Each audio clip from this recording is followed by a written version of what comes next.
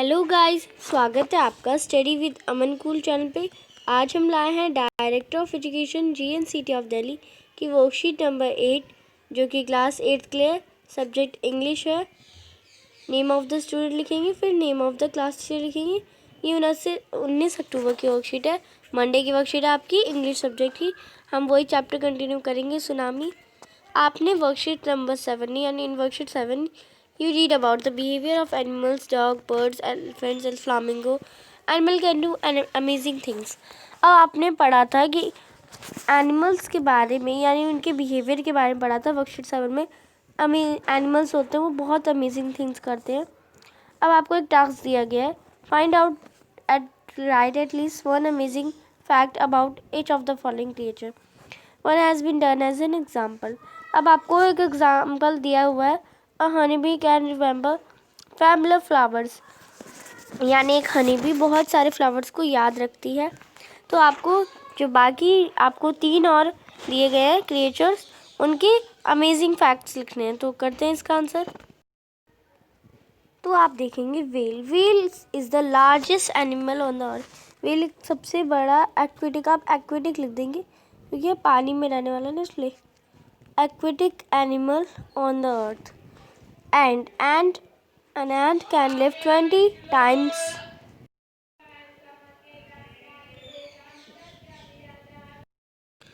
Sorry for disturbing. तो एंट के बारे व्हेल के बारे में बताया, वो सबसे बड़ा एक्वेटिक एनिमल है पूरे अर्थ पे। और एंट कैन लिव 20 टाइम्स, यानी एंट अपने वेट के 20 टाइम्स गुना, यानी अगर वो उसका वेट दो ग्राम है तो वो अपने 20 टाइम्स गुना उसे उठा सकता है और उसके कान नहीं होते। अब कैट के बारे में, अ कैट वो don't taste sweetness. Cat sweetness का टेस्ट नहीं कर सकती और वो अपनी लेंथ का 6 टाइम्स गुना, यानी उसकी लेंथ अगर 5 मीटर है तो उसका 6 टाइम गुना, यानी 5 × 6 तो 30 मीटर लेंथ वो गुना कर सकती है, यानी वो कूद सकती है। और अगर उसकी 5 से लंबी है तो वो और ऊंचा कूद सकती है। ऐसे उसकी अकॉर्डिंग टू देयर लेंथ के बताया गया। तो ये हमें आगे दिया गया है task B. Let's read the last part of the lesson, answer the question that follow. अब आपको पार्ट 3 दिया गया जो आपकी हनी डी बुक में से, अगर आपको पूरा चैप्टर पढ़ना है, आपको वर्कशीट के अकॉर्डिंग पूरा चैप्टर ही पढ़ाया जाता है। आपको अगर पूरा चैप्टर एक बार में पढ़ना है तो आप बुक में से देखेंगे, बुक में आपके पेज में मिल जाएगा आपको chapter number 2 tsunami. Along Indian कोरालोस कोस्ट, जो इंडिया का कोरालो कोस्ट है, where thousands of people raised buffaloes, goats and dogs were found unharmed.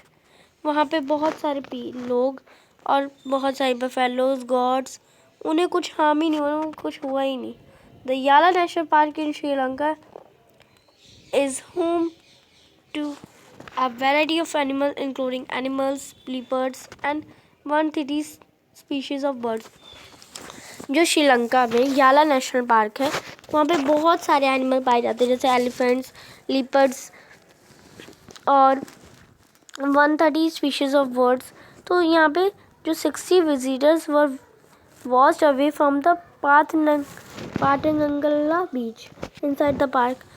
अब वो जो 60 विजिटर्स थे वो बीच के आसपास, यानी पातनंगला बीच के आसपास घूमते, but no animal cases were found. पर वहाँ पे कोई भी एनिमल नहीं था except for 2 water buffaloes, 2 buffaloes को छोड़ के। About an hour before the tsunami hit, थोड़े घंटे बाद सुनामी आती है। People at Yala national park had observe 3 elements running away from the Patanangala beach, यानी जो याला नेशनल पार्क में जब कुछ लोग देखते हैं कि 3 हाथी वहाँ से भाग रहे हैं, वहाँ से जा रहे हैं पातनंगला बीच से। A Sri Lanka gentleman who lives in the coast near Galley said his dogs would not go for their daily run on the beach. तो श्रीलंका की जो एक जेंटलमैन ने कहा कि उनके जो 2 डॉग्स हैं वो उस दिन गए ही नहीं, जो वो रोज़ डेली जाते थे कोस्ट पे, यानी बीच पे जाते थे वॉकिंग के लिए, बट वो गए नहीं उस दिन। They are usually excited to going on this outing, पर वो रोज़ इस वहाँ पे जाने के लिए बहुत एक्साइटेड रहते थे। वो कुत्तों की बात कर रहे हो, डॉग्स के बारे में बात बोल रही हूँ।